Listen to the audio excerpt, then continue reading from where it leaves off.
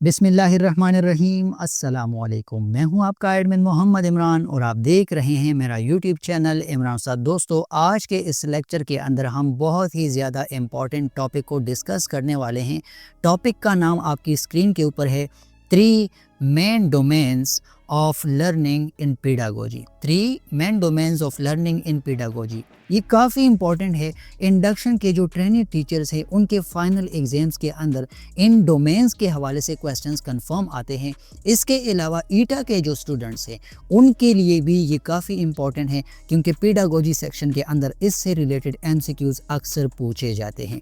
तो चीज़ों को नोट करें, लेक्चर को गौर से देखें और हो सके तो अपने साथ लिख भी सकते हैं आप। तो चलिए स्टार्ट करते हैं। इंट्रोडक्शन को सबसे पहले देख लें। देखें, एजुकेशन एंड पेडागोजी को 3 बेसिक और बुनियादी डोमेन्स के अंदर डिवाइड किया गया है। पहला डोमेन है कॉग्निटिव डोमेन, सेकंड डोमेन है अफेक्टिव डोमेन और थर्ड डोमेन हमारे पास आता है साइकोमोटर डोमेन। अब क्वेश्चन ये आता है कि आखिर एजुकेशन या पेडागोजी को इन 3 डोमेन्स के अंदर डिवाइड क्यों किया गया। इसका बुनियादी जो मकसद है वो ये कि चीज़ों को ऑर्गेनाइज किया जाए। और चीज़ें क्या क्या हैं, हमारे जो लर्निंग ऑब्जेक्टिव्स हैं, जो आउटकम्स हैं, एजुकेशनल आउटकम्स, उनको ऑर्गेनाइज किया जाए। इसलिए पेडागोजी या फिर एजुकेशन को 3 बेसिक और मेन जो डोमेन्स हैं उसके अंदर डिवाइड किया गया है।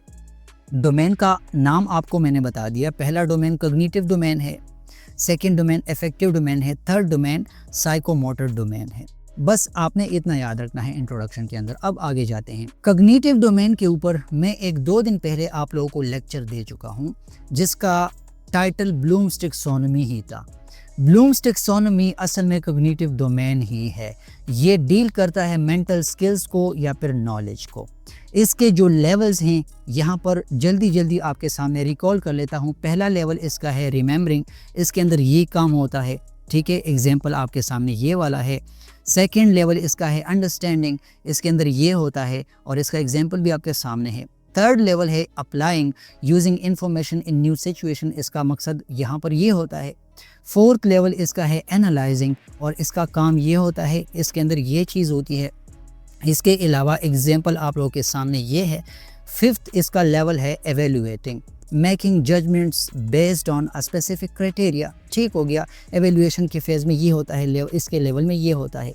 इसके अलावा 6th लेवल इसका है क्रिएशन का या क्रिएटिंग, प्रोड्यूसिंग न्यू और ओरिजिनल वर्क। इस लेवल में ये काम होता है। जल्दी इसको यहाँ पर इसलिए मैंने पढ़ा कि इस ब्लूम्स टैक्सोनॉमी या फिर कॉग्निटिव डोमेन के ऊपर मैं आपको 1-2 दिन पहले डिटेल लेक्चर इसी चैनल के ऊपर ले चुका हूँ, तो इसको अगेन यहाँ पर करने की ज़रूरत नहीं है। आगे जाते हैं। अच्छा, सिर्फ इतना पढ़ लेते हैं कि ब्लूम्स टैक्सोनॉमी या कॉग्निटिव डोमेन का जो बेसिक गोल है, बुनियादी मकसद जो है वो क्या है। आप लोगों को उस लेक्चर के अंदर मैंने बताया था कि स्टूडेंट्स के अंदर थिंकिंग एबिलिटीज़ को इम्प्रूव करवाना इस कॉग्निटिव डोमेन का बेसिक पर्पस है।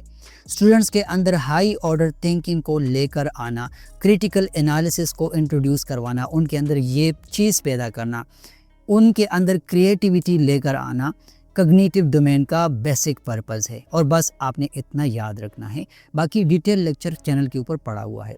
सेकंड डोमेन को हम जल्दी से देख लेते हैं। सेकंड डोमेन का नाम क्या है? Affective domain.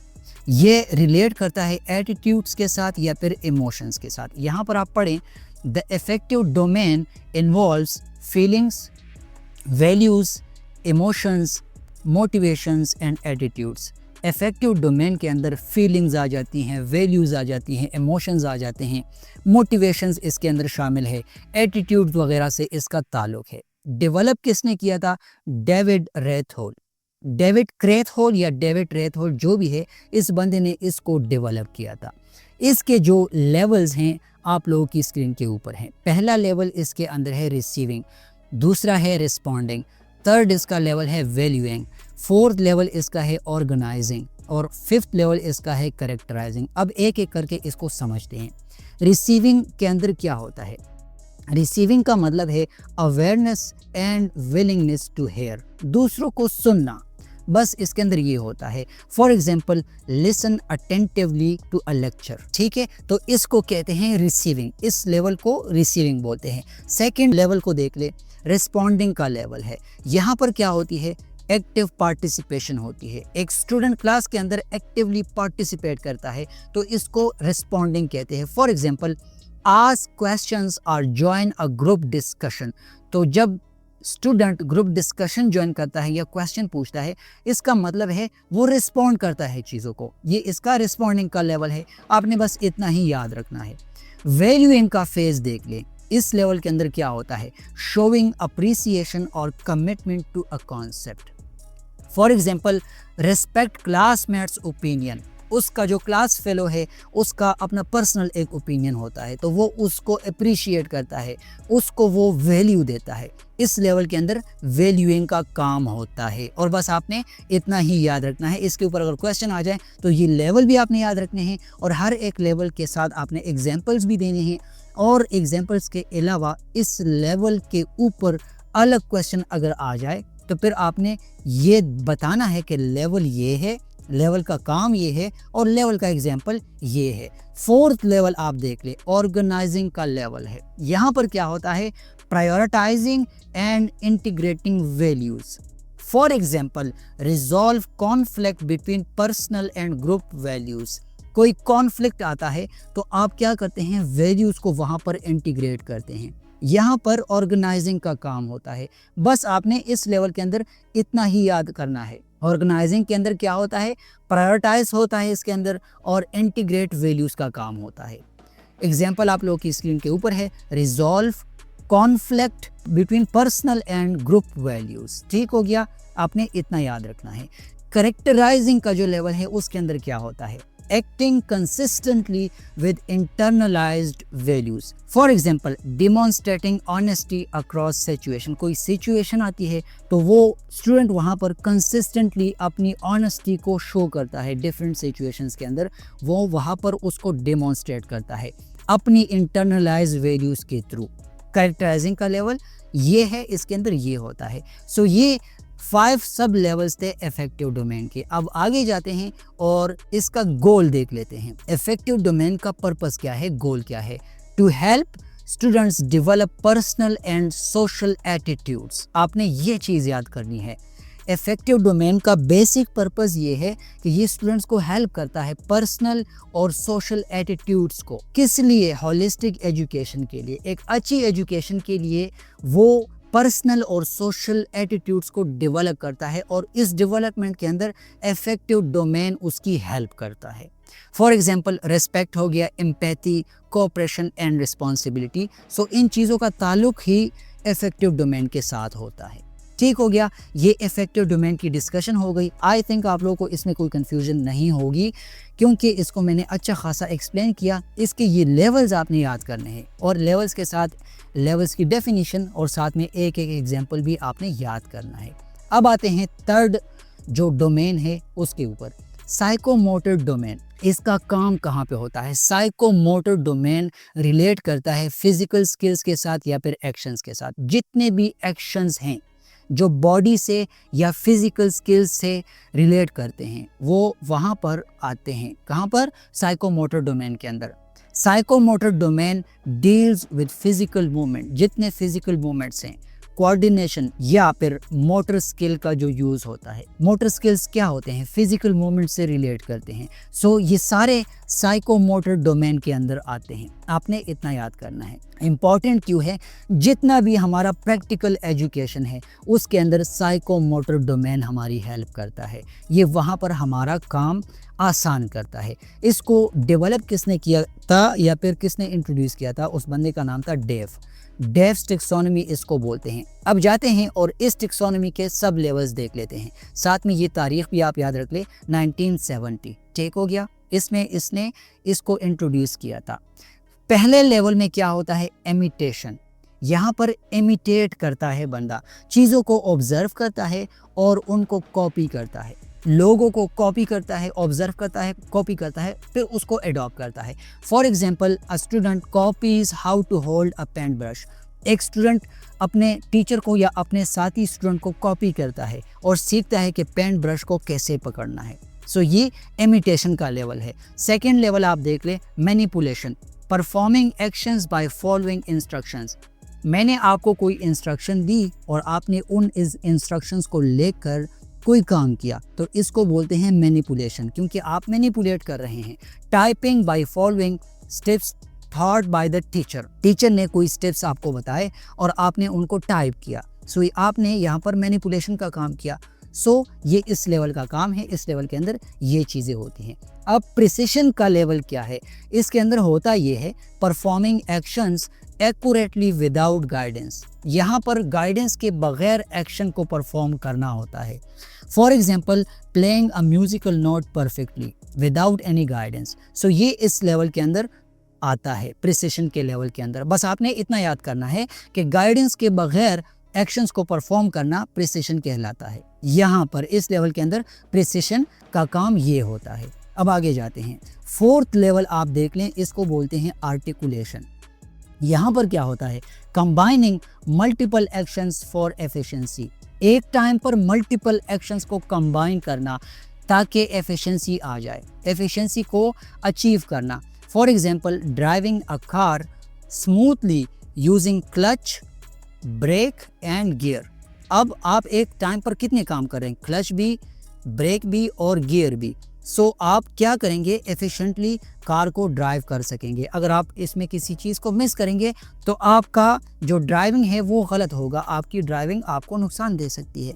सो आर्टिकुलेशन के अंदर क्या होता है, मल्टीपल एक्शंस को आप कंबाइन करते हैं और आपको इन टर्म्स एफिशिएंसी मिलती है। फिफ्थ लेवल को आप देख लें, न्यूट्रलाइजेशन इसका नाम है। इसके अंदर क्या होता है, परफॉर्मिंग एक्शंस ऑटोमेटिकली, खुद से एक्शंस करना और विद मास्टरी या फिर महारत के साथ काम करना। एग्जाम्पल आप देख लें, आपको समझ आ जाएगा, an athlete running a sprint with flawless techniques. क्योंकि ये ऑटोमेटिकली एथलीट के अंदर ये काम होता है, वो रनिंग करता है एफिशिएंटली। सो ये न्यूट्रलाइजेशन का फेज़ है, न्यूट्रलाइजेशन का लेवल है। ये सारे रिलेट करते हैं किस चीज़ के साथ, ये रिलेट करते हैं साइकोमोटर डोमेन के साथ। अब अगर आप देख लें, हर एक लेवल के अंदर फिज़िकल मूवमेंट होती है, फिज़िकल उसका ताल्लुक इन लेवल्स के अंदर है। इसलिए आप लोगों ने इन लेवल्स को याद करना है, लेवल्स के साथ आपने डेफिनेशन को याद करना है और आपने एक एक एग्जाम्पल भी, जैसे मैंने यहाँ पर आप लोगों के सामने ये एग्जाम्पल्स रखे, इनको भी याद करना है। अब जाते हैं और ये देखते हैं कि इसका जो बेसिक पर्पस है, गोल है, वो क्या है। To develop hands on skills and physical proficiency in learners. Students के अंदर, लर्नर्स के अंदर हैंड्स ऑन स्किल्स या फिर फिजिकल प्रोफिशिएंसी को लाने के लिए हम साइकोमोटर डोमेन का हेल्प लेते हैं, ठीक है। और इससे हमें क्या मिलता है, ऑटोमेशन या मास्टरी, महारत हमें अचीव होती है। अब ये सारा काम हो गया, हम आखिर में ये देख लेते हैं कि ये क्यों इम्पॉर्टेंट है टीचर्स के लिए। देखें, ये सारे डोमेन्स टीचर्स के लिए इसलिए इम्पॉर्टेंट है क्योंकि इन ही डोमेन्स की वजह से वो लेसन प्लान्स को इफ़ेक्टिवली डिज़ाइन करता है। इसके अलावा guide in writing learning objectives. अगर हम लर्निंग ऑब्जेक्टिव्स लिखना चाहें, अगर हम अपने लर्निंग ऑब्जेक्टिव्स को डिफ़ाइन करना चाहें, तो हम कॉग्निटिव डोमेन यानी ब्लूम्स टैक्सोनॉमी का हेल्प कर ले सकते हैं। सो ये सारे डोमेन्स यहाँ पर हमारी हेल्प करते हैं। असेसमेंट मेथड्स अगर हम डिफ़ाइन करना चाहें तो ये डोमेन्स हमारी हेल्प करते हैं। इसके अलावा बैलेंस डेवलपमेंट को इंश्योर करने के लिए भी ये डोमेन्स काफ़ी इम्पॉर्टेंट है। इसके कंक्लूजन के अंदर आप लोगों को पता लग जाएगा कि ये तीन डोमेन्स, इनका काम क्या है, इनका बेसिक मकसद क्या है, एक लाइन में आपको पता लग जाएगा। कंक्लूजन तक आप वेट कर लें। इसके अलावा डिफरेंशिएटेड इंस्ट्रक्शंस। हमारे क्लास के अंदर मल्टीपल स्टूडेंट्स बैठे होते हैं मल्टीपल माइंडसेट के साथ। सो उनके लिए डिफरेंशिएटेड इंस्ट्रक्शन हमने लेकर आना होता है और वो हम इन ही डोमेन्स की मदद से लेकर आ सकते हैं। तो ये इस वजह से टीचर्स के लिए इम्पोर्टेंट है। बस आपने ये चीज़ यहाँ तक याद करनी है। अच्छा, पेपर के अंदर अक्सर क्वेश्चन आता है इंडक्शन के पेपर में कि आप लोग एक्टिविटी को डिज़ाइन करें, डोमेन को भी साथ में लिखें और एक एग्जांपल भी दे दें। तो यहाँ पर एक्टिविटीज़ का लिस्ट है और इसके अलावा डोमेन्स भी मेंशन है और एग्जांपल भी आपके सामने है। For example solving math problem, तो ये कॉग्निटिव डोमेन के अंदर आता है। यहाँ पर क्या होगा, अप्लाई फार्मूला। स्टूडेंट के माइंड में फार्मूला होगा, वो उसको अप्लाई करेगा तो मैथ का प्रॉब्लम सॉल्व कर सकेगा। ये ताल्लुक़ रखता है कॉग्निटिव डोमेन के साथ। इसके अलावा ग्रुप डिस्कशन, यहाँ पर ये इफेक्टिव डोमेन के अंदर आता है, क्योंकि इफेक्टिव डोमेन के अंदर हमने पढ़ा कि दूसरों को अहमियत दी जाती है, दूसरों की रिस्पेक्ट होती है। Show respect for others views, उनकी ओपिनियंस, उनके व्यूज़ को रेस्पेक्ट देना होता है। सो ये इफेक्टिव डोमेन हो गया। अब लैब एक्सपेरिमेंट एक एक्टिविटी है, ये साइकोमोटर डोमेन के अंदर आती है, क्योंकि लैब एक्सपेरिमेंट के अंदर हम फिजिकली इन्वॉल्व होते हैं। For example handle apparatus correctly, तो यहाँ पर हमारी फिजिकल बॉडी इन्वॉल्व है, ठीक है, इसलिए ये साइकोमोटर डोमेन के साथ ताल्लुक़ रखता है। तो आपने इस तरह एक चीज़ इसको आपने याद करना है कि भाई एग्जाम्पल इसके कौन कौन से हैं, डोमेन इसका क्या है और एक्टिविटी को आपने कैसे डिज़ाइन करना है। ये एक्टिविटीज़ हो गई, यहाँ पर इसका डोमेन हो गया और यहाँ पर इसका एग्जाम्पल हो गया। अब जाते हैं आखिर में कंक्लूजन को देख लेते हैं। कंक्लूजन के अंदर मैं आपको ये मशवरा दूंगा कि आप इस चीज़ को देख लें। A good teacher addresses all the 3 domains to ensure that students not only no, वो सिर्फ जानता नहीं बल्कि फील भी करे, ठीक है, एंड डू, साइकोमोटर डोमेन भी उसके अंदर हो, ठीक है। वो सिर्फ चीज़ों को जानना उसका काम नहीं है, वो उनको फील भी करे और फील करने के बाद उनको परफॉर्म भी करे।